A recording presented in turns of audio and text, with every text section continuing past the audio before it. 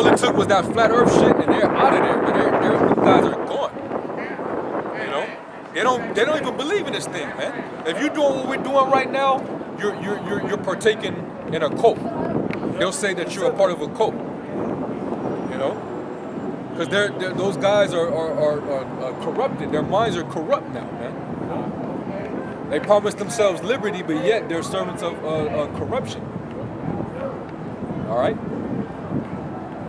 So dealing with the prophecies, why you can't understand it, and we was going into earlier how there's different levels of understanding in these prophecies. To give examples, like the current prophecy is Isaiah 13, Isaiah 47, Jeremiah 50, 51 concerning Babylon the Great. But this is when you have to understand if the Spirit is working with you, when what they're saying is contemporary and when it's prophetic. Yeah. Okay? When you go to like Isaiah 47,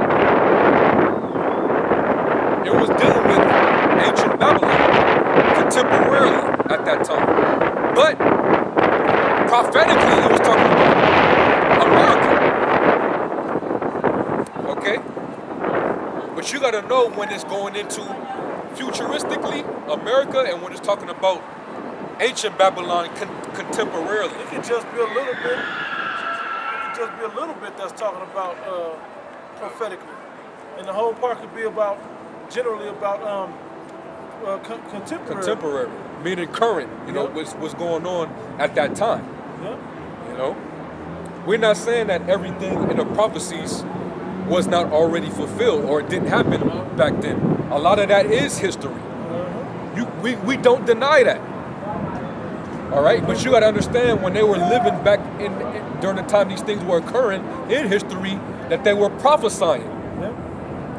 And they spoke of things that were going to come to pass the next day, the following week, the following months, years from then, and even thousands of years, man. That's what you got to understand. Matter of fact, it's not limited to one time period. Hey, there were certain things that went down back then that were written down that passed then, that will pass again according to this time now. Get Ecclesiastes 1 and 9 real quick. Yep. Oh yeah. Ecclesiastes 1 and 9. Well, that which has been is already been, shall be. Yep.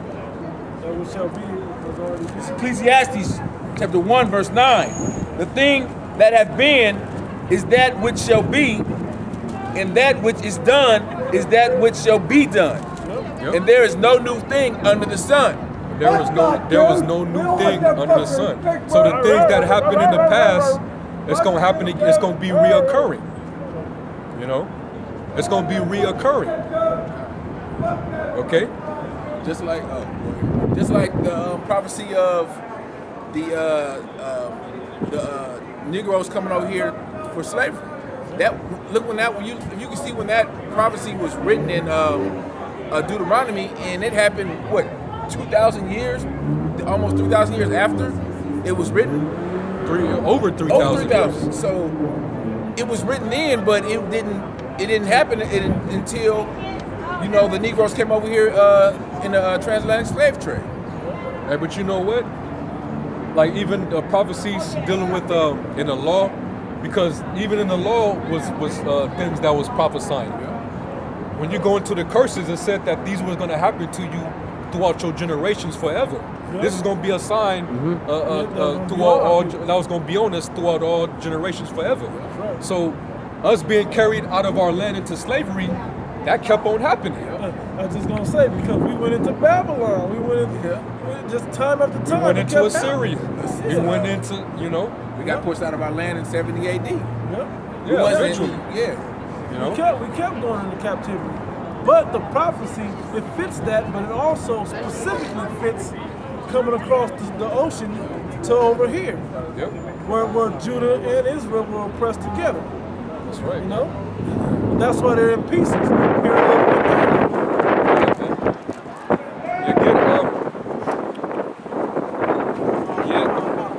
Isaiah 47. I got it. I was just the top. Yeah. Isaiah 47:1. Come down and sit in the dust, O virgin daughter of Babylon. Sit on the ground, there is no throne, O daughter of the Chaldeans. Right. Now, he's speaking as if he's speaking about that present Babylon. Okay? And you had the Chaldeans who were the wise men in Babylon. Okay?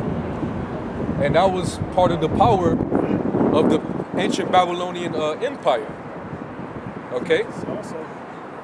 Also, their military, also their witchcrafts. They were known for their witchcrafts, man. They were known for their idolatry. But guess what? Even though those things were pertaining to that time, this future Babylon is known for what? Their wise men, their witchcrafts, the idols, all these different philosophies, is military. This is the virgin daughter, this is the daughter of Babylon. Come from the same family line, so to speak. The same, cut from the same cloth. Yeah. You know? There was confusion back then. Hey, it's confusion here in America, man. Okay? Keep going, huh? It says, sit on the ground, there is no throne, O daughter of the Chaldeans, for thou shalt no more be called tender and delicate. Take the millstones and grind meal. Uncover the locks, make bare the leg, uncover the thigh, pass over the rivers. Meaning totally become exposed. Okay? Totally become exposed. Every crevice. You know? Hey, and if you check, it's a lot, but if you check every crevice of America, it fits the same crevices of ancient Babylon. It says, thy nakedness shall be uncovered, yea, thy shame shall be seen. It says, I will take vengeance, and I will not meet thee as a man. And I will not meet thee as a man. Now, the Lord said he will not meet you as a man, and you guys are teaching that the Lord can meet you in the form of a famine and this and that and the third. But the Lord said he will not meet you as a man. Meaning when he comes to judge you, this particular Babylon, he's gonna judge you in that with divinity, in his divinity. Okay, he's not gonna come like an opposing force dealing with men, dealing with armies of and troops of men. No, the Lord's gonna come with a heavenly host. That's what he means by that. I will not meet thee as a man. That means that he's coming in his glory as an angelic force along with the angels. All right? And the chariots. When did he do that? Back in ancient Babylon. All right? Go ahead.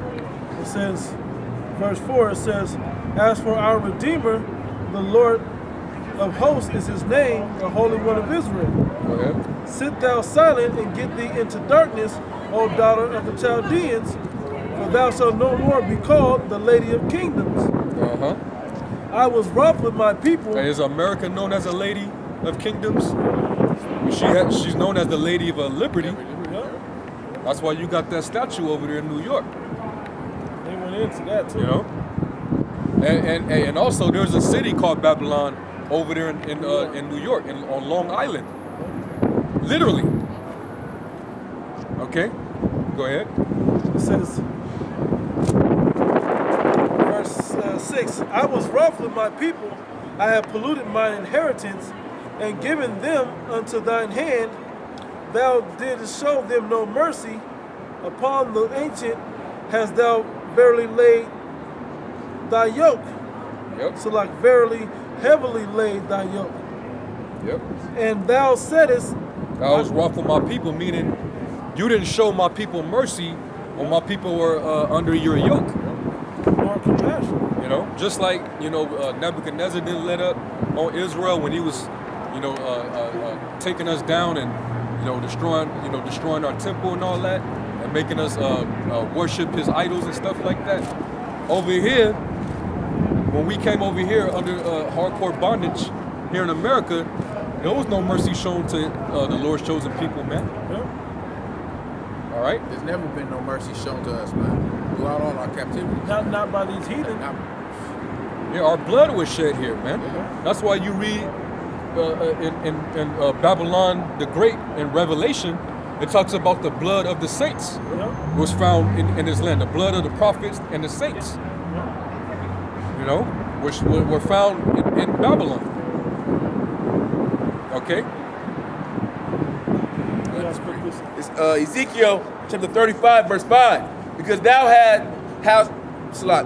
hast had a perpetual hatred and hast shed the blood of the children of Israel by force of the sword in the time of their calamity, in the time of their iniquity had an end. Yep. Therefore, as I live, saith the Lord power, I will repair thee unto blood, and blood shall pursue thee. Yeah, that's why it says, woe unto you that buildeth a town with blood. Establish it by iniquity, man. Hey, that's Babylon. Babylon, this place was founded upon rape, rob, and murder and bloodshed of the saints of the Most High. Okay? So, what was Isaiah prophesying about? You know? What was Isaiah prophesying about? You know? Because Edomites wasn't shedding blood of Jake under the Babylonians, even though they were giving Jake up to the Babylonians. You know, when Jake was trying to escape, you know, you had Edomites that were catching Jake and returning them back to the Babylonians because of his hatred. But they wasn't actually shedding the blood of Israel, man. It was the Babylonians that was doing that, mainly, but we were really under the captivity. That's crazy, because the Babylonians, them Hamites, they did the same thing with us to Esau. They was giving us up to Esau, capturing us in the west coast of Africa, and giving us up for we paid the favor. They gave us up for what, muskets and wine and things of that sort. Go ahead, we can finish reading this. That's the point. Go back to Isaiah 47. Yep.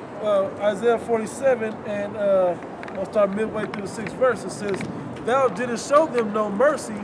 Upon the ancient hast thou verily heavily laid thy yoke.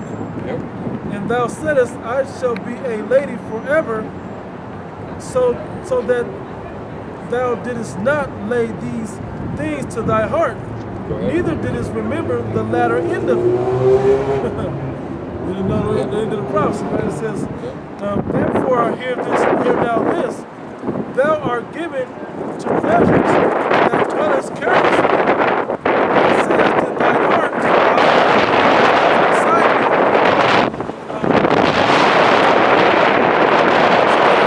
I shall not sit as a widow, neither shall I know the loss of children." So, this is a prophecy talking about the same Babylon that John the Revelator is prophesying about.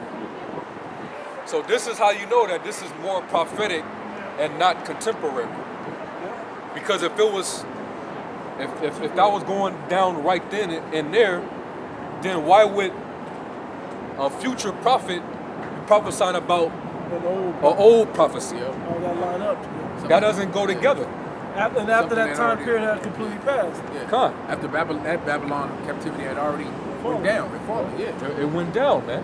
That's why, matter of fact, what you're reading from is reiterated in Revelation 18. Get Revelation 18 and 7. Read that verse again, and then you read Revelation 18 and 7. Verse 8. Isaiah 47 and 8. It says, "Therefore hear this now, thou that art given to pleasures, that dwellest carelessly, that saith in thine heart, I am, and none else beside me. Yep. I shall not sit as a widow, neither shall I know the loss of children." Get that in Revelation 18. Revelation 18 and 7. "How much she hath glorified herself and lived deliciously, so much torment and sorrow give her. For she saith in her heart, I sit a queen and I am no widow, and shall see no sorrow. Same thing, same exact thing, man. Showing you that this was a prophetic, man. It was futuristic. This is futurism right here. Okay, but when the Lord takes the breath from you, that no longer becomes a prophecy. Now that's talking about dealing with contemporary. That was that was already fulfilled. That ain't talking about a miracle. That's what happens to you, man. All right, you got to understand when certain things were contemporary and some things were actually prophetic, and there were even prophecies that were both contemporary and prophetic. I got a question. Get Isaiah 21.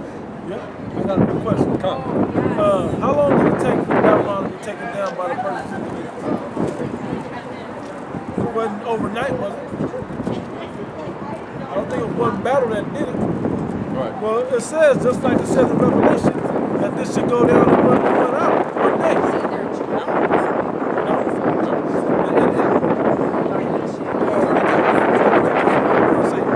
These two things shall come to thee in a moment, in one day.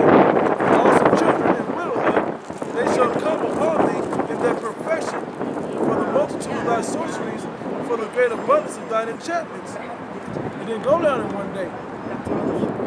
Because, and like I said, you can say, well, 1,000 years is one day the Most High. Well, you can't use that because it's still talking, it still goes back to Revelation, which was over 1,000 years from ancient Babylon to Babylon the Great. That's right. Yeah, get Isaiah 21 and read Isaiah 21. You got to add Revelation 18. Revelation 18. Yeah, he already read it. Yeah, he read it. Yeah. Revelation 18 and 4. Start at verse 2. Isaiah. And Isaiah 21. And then